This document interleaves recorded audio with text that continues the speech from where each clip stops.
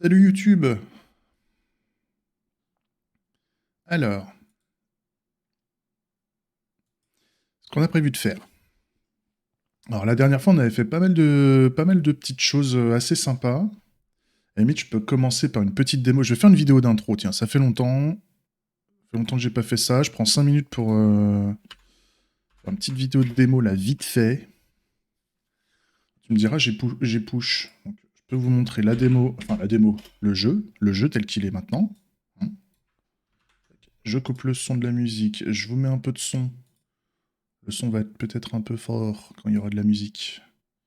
Je me charge les variables d'environnement. Alors attendez, les variables d'environnement, il faut que je vous les cache. Éviter de vous fournir les mots de passe. J'arrive, hein, j'arrive. Ça sort du four. Ça sort du four. Voilà, c'est bon. Tac. Donc, on y va. Il y a encore un peu de franglais par endroit. Parce que j'ai pas encore internationalisé l'app et j'ai des messages dans le chat qui sont en anglais. Ça, c'est pas trop grave. Donc, on a rajouté. Je me refocus. Vendredi, on a rajouté une page de crédit qui permet donc de charger donc, qui bosse sur le jeu, les sons, d'où est-ce que ça vient, les musiques. Ok, nickel. Dans les options, je vais baisser un peu la musique pour éviter de vous en foutre plein les oreilles. Tac. Musique et les sons, parce que j'ai pas fait évoluer les musiques et les sons. Hein. Donc pareil, quand on n'est pas connecté, merde, quand on n'est pas connecté sur le chat Twitch pour jouer, ça nous demande les creds pour qu'on puisse se connecter au bon channel avec le compte qu'on veut. Voilà. J'ai mon petit message dans le chat qui me dit que je suis connecté, enfin que le jeu du clivage est prêt, on est parti, machin. Ok. Ce que j'ai fait. Maintenant, quand on lance le dé, si jamais j'ai pas de clivage proposé par le public, on va aller récupérer la défausse, la pioche des clivages généraux. Donc l'idée, c'est dès qu'on va rajouter un nouveau clivage dans le jeu, le clivage va vérifier s'il existe dans la pioche générale. Et s'il n'existe pas, il sera stocké.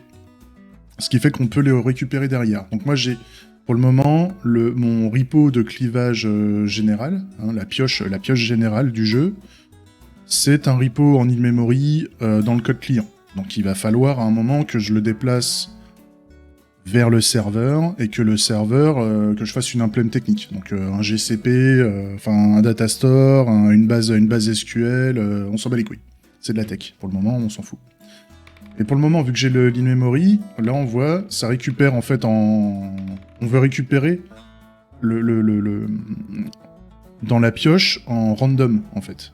Donc j'ai fait une implémentation random, j'ai joué avec des fakes et tout ça, enfin bref. Ça je l'ai fait vendredi, je vais pas revenir dessus, mais grosso modo ça fonctionne. Ce qui fait que ça me rajoute, ça va me chercher des clivages. Donc on a fait ça. Ce qu'on a fait aussi, c'est que là, pour le moment, même si mon bot est connecté, le problème que j'avais, c'est que le bot avait tous les viewers de la chaîne. Par exemple, j'en ai quelques-uns. On voit ici, là. Il y a des viewers. Le problème, c'est que la majorité de ces viewers sont des bots, en fait. C'est des bots Twitch qui sont là. C'est normal, en fait. Et le problème, c'est que moi, ça me les comptabilisait comme viewers. De la manière dont je faisais avant. Donc maintenant, ce que je voulais, c'était de dire, on va comptabiliser les joueurs uniquement quand les joueurs commencent à jouer. Donc si par exemple, moi, je dis que je veux cliver à gauche, tiens, Robert Rue devant son relevé d'impôt, je fais le clivage à gauche, hein, là je viens de le faire, et du fait d'avoir clivé, d'avoir commencé à cliver dans ma session de jeu, tant que je rafraîchis pas le client, et que je suis connecté au chat Twitch et tout ça, je suis considéré comme étant un joueur, en fait. Et tant que moi je pars pas, tant que moi je me déconnecte pas du chat, en tant que viewer, je suis considéré comme un joueur, en fait. Et donc, le moment où je vais partir, j'ai le retrait du joueur qui est toujours effectif, ça fonctionne. Donc moi, maintenant, à chaque fois que je fais un nouveau clivage, pouic, je suis considéré comme un joueur. Et donc là, je suis au milieu, parce que sur ce nouveau clivage, j'ai pas clivé. Maintenant, si je clive à droite, on me cale à droite. Si je clive à gauche, on me clive à gauche. Donc ça fonctionne bien, c'est nickel. c'est ce qu'on a fait vendredi. Donc, vendredi, on a fait tout ça. J'ai essayé d'aller vite, hein. Ce qu'il faut aussi expliquer. 7 minutes. Maintenant, ce qu'on fait aujourd'hui, donc je dois faire le code vers le backend, c'est-à-dire je dois transformer mon repo local mon repo local côté client, je dois le transformer en gateway. En fait, je dois en faire une gateway qui va me permettre d'envoyer un appel au backend, et dans le backend, je vais avoir mon repository, soit une memory, soit une autre techno, peu importe. Ça, c'est l'histoire du backend. Et donc, il va falloir que je code ça. Est-ce que je le fais maintenant tout de suite? C'est la question que je me pose. Ou est-ce que j'attends d'avoir au moins de faire au moins ça?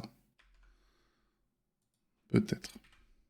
L'idée là de ce point-là, c'est de faire des propriétés custom, en fait. Au lieu d'avoir gauche-droite, en fait, on aura autre chose. Enfin, on peut laisser le joueur mettre autre chose, en fait. C'est un peu l'idée. Donc ça, je peux m'en occuper parce que je pense que ça prendra pas trop de temps. C'est juste la structure de la donnée d'un clivage qui va évoluer. Et avant, je le faisais avec des enums gauche-droite. Maintenant, je peux dire que c'est un champ chaîne de caractères libre libre. Et éventuellement, dans le front, je peux proposer des valeurs par défaut. Et je transforme en input box, en fait. Je transforme en input box, comme ça, le mec, s'il veut modifier les valeurs, bah, il modifiera. Je pense que ça peut le faire. On va peut-être le faire tout de suite ce matin. Ensuite, il y a le clivage en temps limité. Donc, l'idée, c'est de mettre un compte à rebours qui va auto-terminer le clivage quand il a fini. On pourrait le faire. Et après, il y a le mode auto. Le mode auto, pareil, c'est... Tout ça, je pourrais les gérer dans le front, en fait. Je suis même pas sûr d'avoir à modifier la logique métier, parce qu'en fait, on va juste automatiser les contrôles. Et donc, quand on aura atteint le timeout du temps limite, en fait, il suffit de dire que je veux faire un nouveau clivage. Je prends un clivage au hasard en lançant le dé. Et je le lance dans la foulée. Ça peut le faire. Je pense que les deux, là, je peux le faire. Donc, à la limite, on va essayer de faire ça aujourd'hui. On va essayer de faire ça. C'est-à-dire, on fait dans cet ordre-là. Clivage custom. Le temps limite, le mode auto. On va mettre une option pour les deux. Ouais. C'est-à-dire, on active le temps limite, et quand on a le temps limite d'activer, on a une sous-option qui est le mode auto pour à la limite jouer. Comme ça, moi, je peux lancer le jeu du clivage pendant que je développe, par exemple, et les gens, s'ils ont envie de jouer, ils jouent dans leur coin, et moi, pendant ce temps-là, je développe. Ça peut être sympa. Et après, je fais l'implémentation donc, du back-end. Moi, je vais faire ça. Je vais faire ça aujourd'hui. Ok.